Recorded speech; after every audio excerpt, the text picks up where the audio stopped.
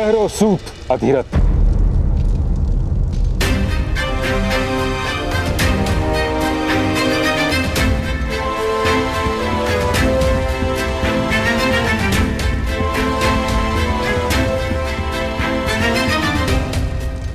ये सत्य है महाराज कि मदनजय अपराधी था और जो दंड उसको मिला है वह उचित है।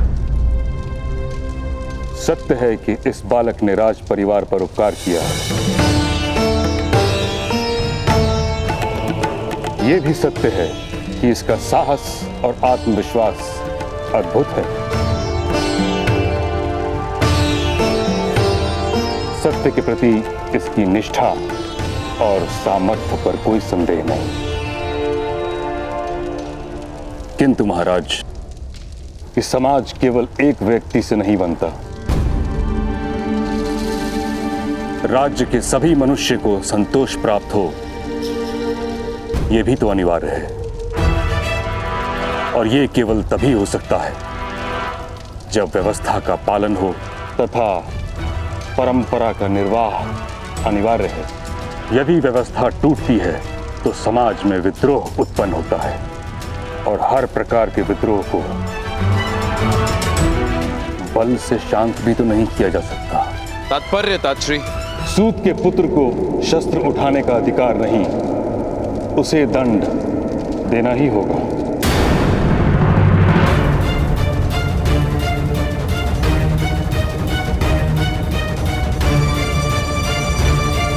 नहीं महाराज, कृपा कीजिए, बालक है। और इस बालक ने राज परिवार पर उपकार किया है तात्श्री? यथार्थ कह रहे हैं आप, इसीलिए इस बालक को कोई छोटा सा दंड दिया जाए, यही मेरी विनती है। मैं दंड स्वीकार नहीं करूंगा।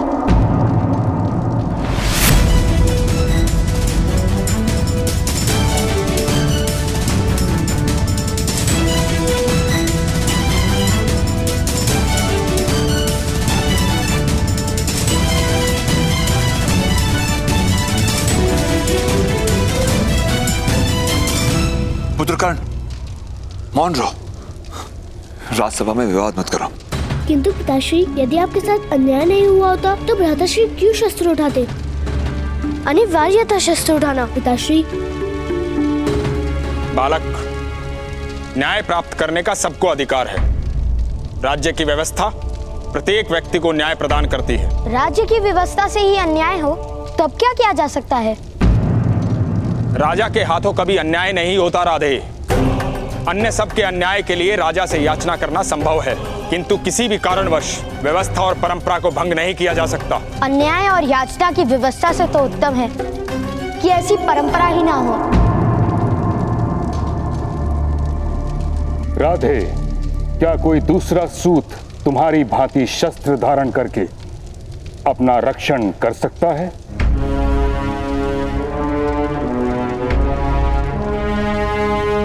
नहीं कर सकता।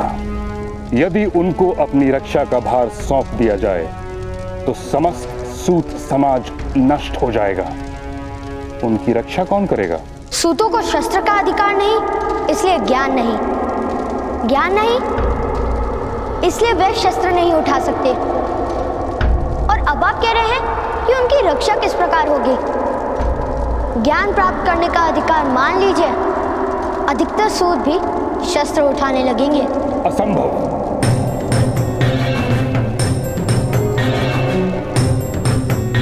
मरुभूमि में हरेक वृक्ष पर कांटे होते हैं, किंतु वन में प्रत्येक वृक्ष पर कांटे नहीं होते। वैसे ही मनुष्य एक समाज में रहता है और समाज में हर व्यक्ति को हर प्रकार का अधिकार नहीं दिया जा सकता। और ये निश्चित कौन करता है? परंपरा। परंपरा कोई एक व्यक्ति निर्मित नहीं करता, सहस्त्रों वर्ष से निश्चित होती आई है। समाज के इतिहास के अनुभवों से बनती है परंपरा। राजा केवल उसका वहन करता है। जब मैं जीवित नहीं था तब किसी ने किस प्रकार जाना होगा कि मैं कौन हूँ, मेरी स्थिति क्या है, मेरी इच्छाएं क्या हैं? उस समय की बनी परंपराओं को मैं आज क्यों स्वीकार करूं?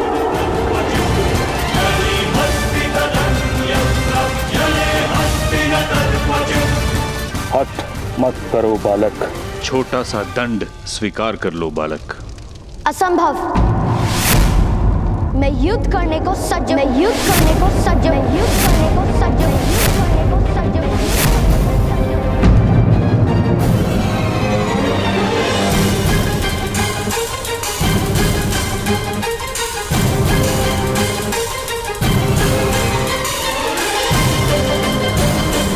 कर्ण, विद्रोह नहीं कर सकते तुम।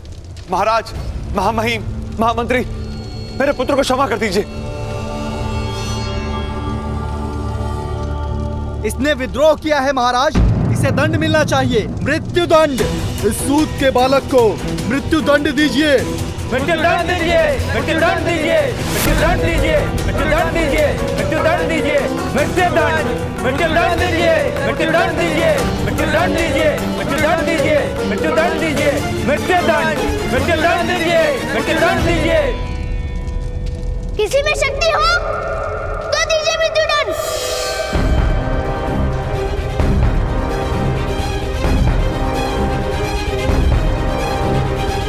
मृत्यु दंड दीजिए, मृत्यु दंड दीजिए, मृत्यु दंड दीजिए, कौन? मृत्यु दंड, मृत्यु दंड दीजिए, मृत्यु दंड दीजिए, मृत्यु दंड दीजिए।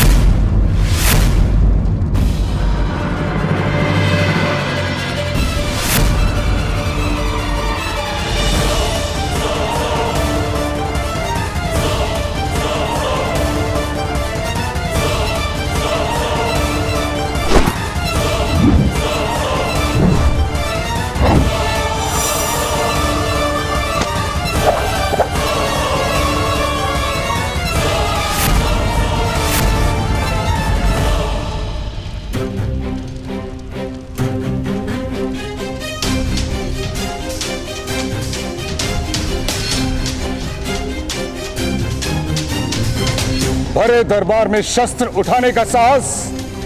यदि आज तुम्हें क्षमा कर दिया तो कल ये कोई और करेगा इस राज्यसभा में।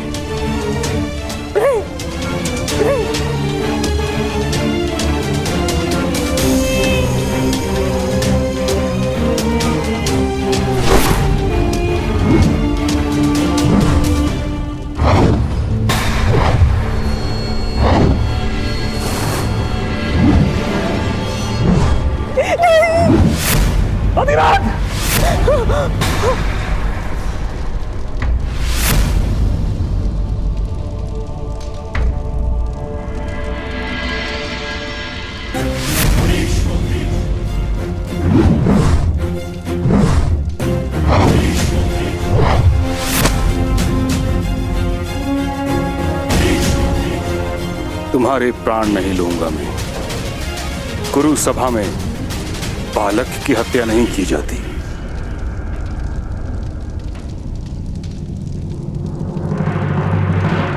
अधिरथ, तुम्हारे पुत्र ने राज्यसभा में विद्रोह किया है।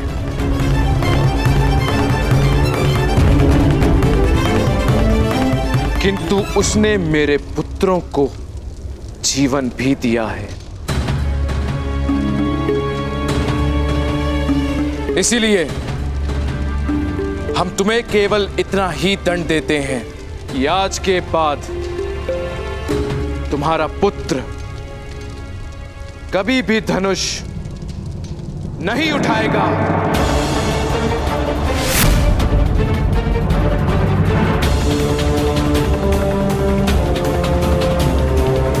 सूतों के लिए बनी परंपरा का वहन करेगा, और यदि ऐसा नहीं हुआ तो तुम स्वयं अपने पुत्र को हस्तिनापुर और कुरु राष्ट्र से निष्कासित कर दोगे।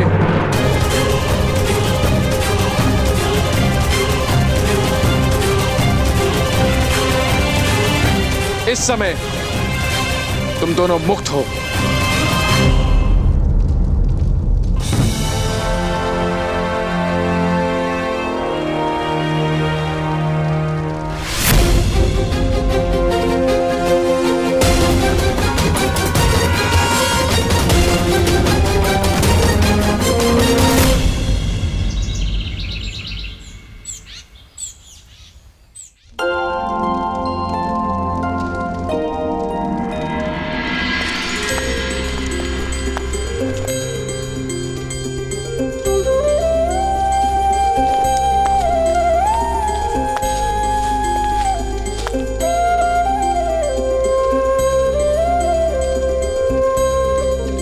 माता, मैं आरती करूं?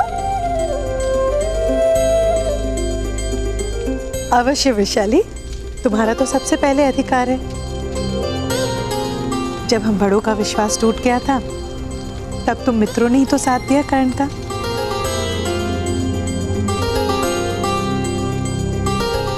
ये लो।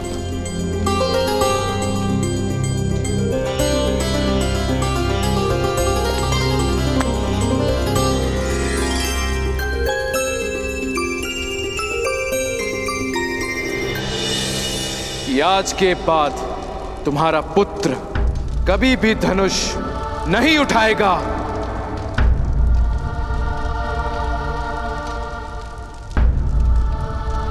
कर्ण, आज से तुम यहाँ के सेनापति और मैं तुम्हारी सैनिक।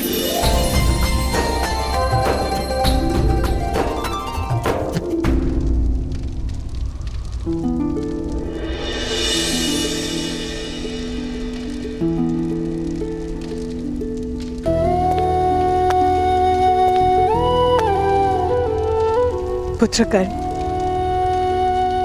मुझे क्षमा कर देना।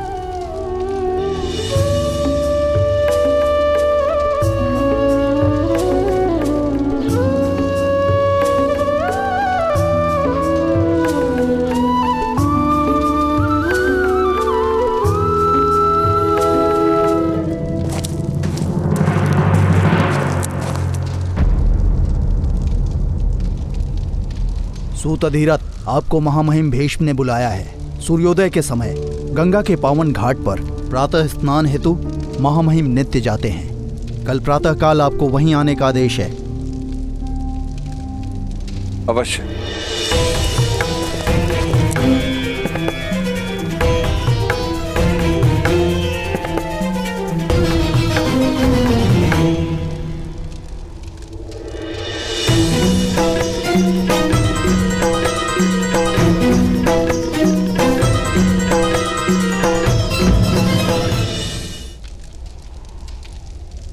चलो पुत्र, अब आनंद और विश्राम का समय। बालकों के सम्मान में राधा आज सबको भोज देंगी। बामिल, शोण, कर्ण को ले जाओ।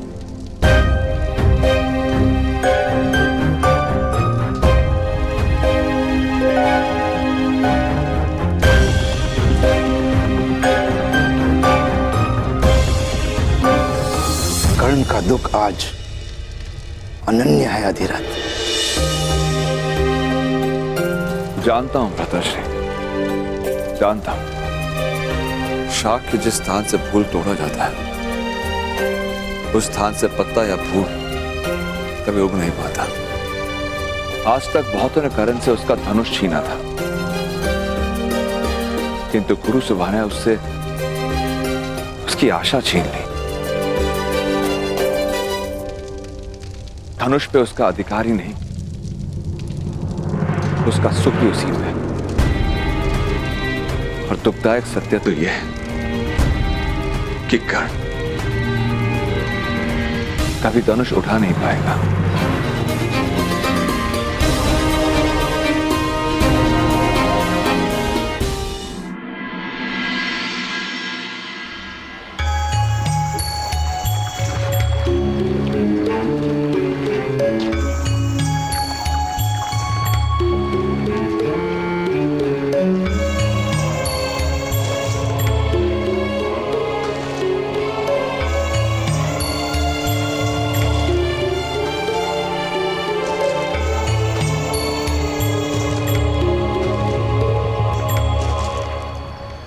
प्रणिपात मामाई। कल्याण हो। क्या कार्य करते हो? अभी अभी हसनापुर आए, अभी कोई कार्य आरंभ नहीं किया। मैं तुम्हें अपने सारथी के रूप में नियुक्त करता हूं।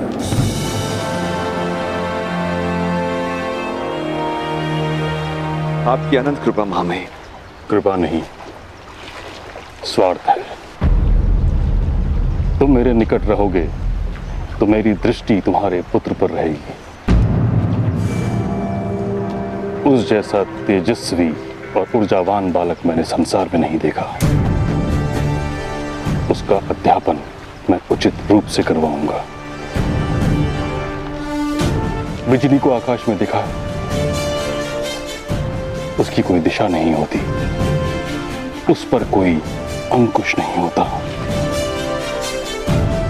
कुछ ही क्षण के लिए प्रकट होती है और फिर लुप्त हो जाती है। जिस पर गिरती है उसे नष्ट कर देती है। मेरी इच्छा है कि तुम्हारा पुत्र एक महान सारथी बने, ताकि समस्त सूत समाज का मार्गदर्शन करे। बिजली की भांति उसका सामर्थ्य छिन्न भिन्न न हो जाए।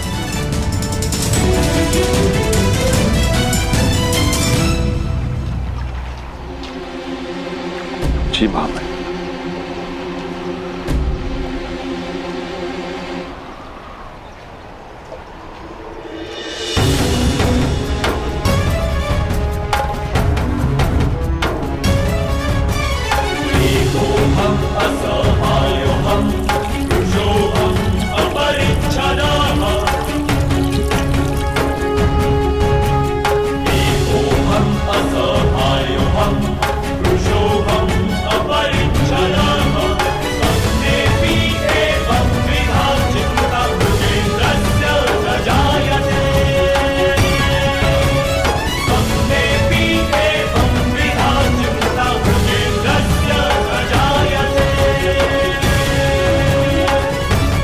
मैं बिजली की भांति दिशाहीन नहीं हूं, मनुष्य हूं। मुझे जहां विनाश करना होगा मैं वहीं गिरूंगा। आपकी इच्छा थी ना कि मेरा सामर्थ्य चिन्ह भिन्न हो, तो लीजिए।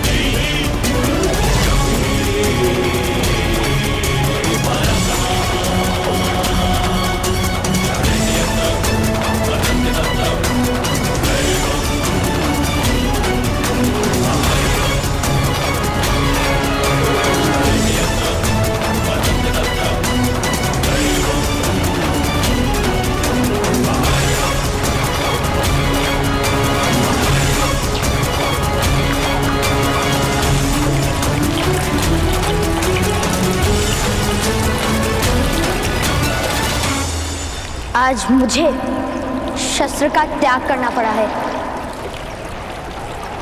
किंतु आगे जीवन में किसी कारणवश अगर मुझे शस्त्र उठाना पड़ा तब उसका त्याग कोई नहीं करवा पाएगा।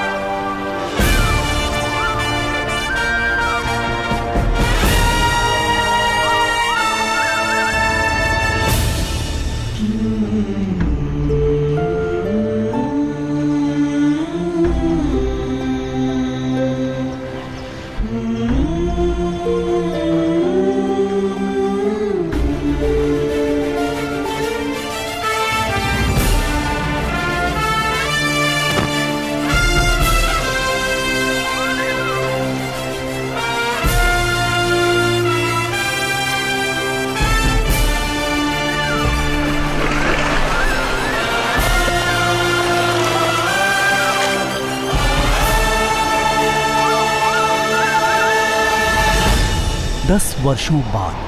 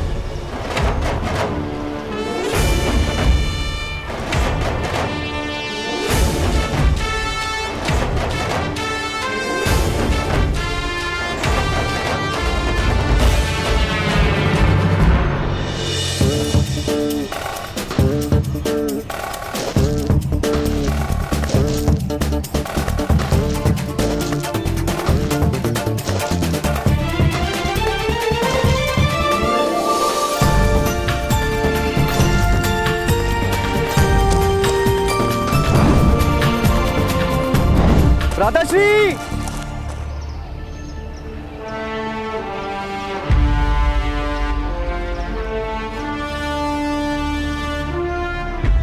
राधाश्री, आपके वस्त्र यहां रखे हैं।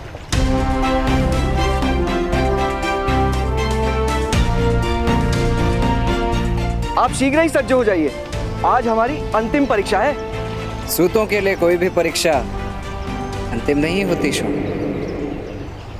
अर्थात गुरुकुल में ली जाने वाली अंतिम परीक्षा है, और आज स्वयं महामहिम भीष्म पधारेंगे।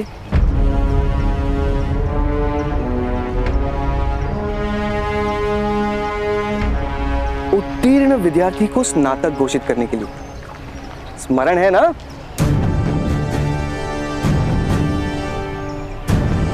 उसका विस्मरण कैसे हो सकता है?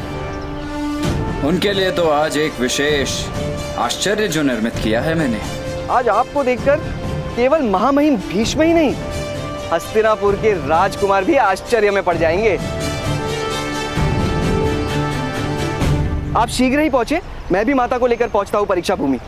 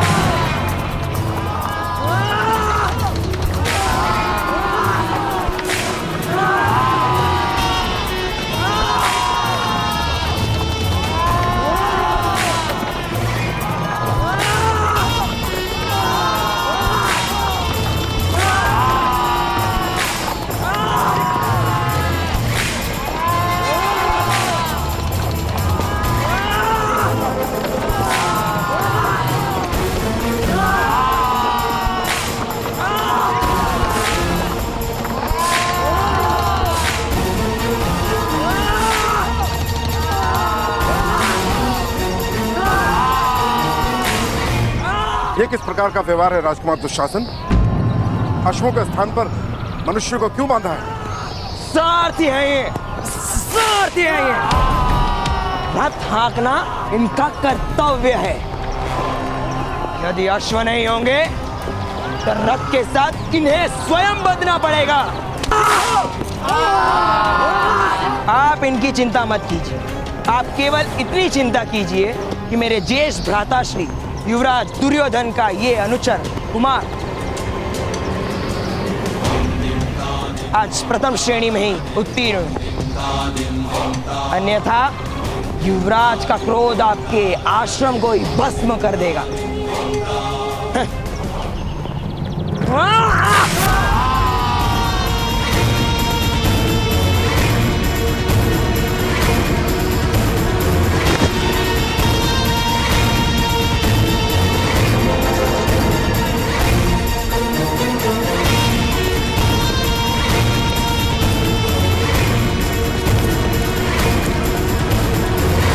कुमार, विद्या प्राप्ति में आश्रम का महत्व कम, श्रम का महत्व अधिक होता है। और गुण तो स्वयं महामहिम भीष्म देंगे। क्या तुम कौन से अधिक कला का प्रदर्शन कर पाओगे महामहिम के सामने?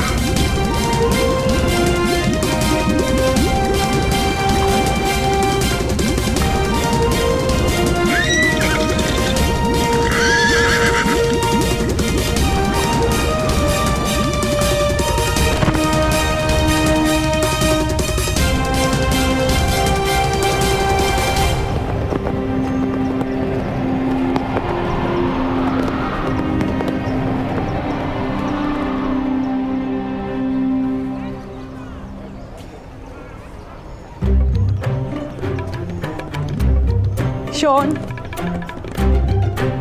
शोन, अरे कितना सजोगे? परीक्षा देने जा रहे हो या विवाह करने? विवाह, परीक्षा देने। किंतु पिताश्री कहते हैं ना, सद्भाग्य कहीं भी प्राप्त हो सकता है, इसलिए चलो। हाँ। अरे चलो चलो। अरे माता, अभी तक स्नातक नहीं हुए और विवाह के स्वप्न देखने लगे। अच्छा शोन, 3 साल गुरुकुल में ध्यान लगा के सीखा ना। ध्यान की ही तो समस्या है माता। इस उम्र में मनुष्य का ध्यान वही लगता है जिसमें उसकी रुचि हो। कर्ण कहाँ है? उन्होंने कहा है वो स्वयं आएंगे परीक्षा स्थल। वही तो चिंता है, कहीं कर्ण का पराक्रम देखकर हस्तिनापुर के राजकुमार क्रोधित ना हो जाए। सूतों के पराक्रम क्षत्रिय सह नहीं पाते। कोई चिंता मत कीजिए माता, लोग शक्ति प्राप्त करने के लिए कोचा पाक खाते, किंतु भ्राताश्री भ्राताश्री शक्ति प्राप्त करने के लिए क्षत्रियों के क्रोध को खाते हैं। चलिए। अरे वृषाली कहाँ है? वृषाली?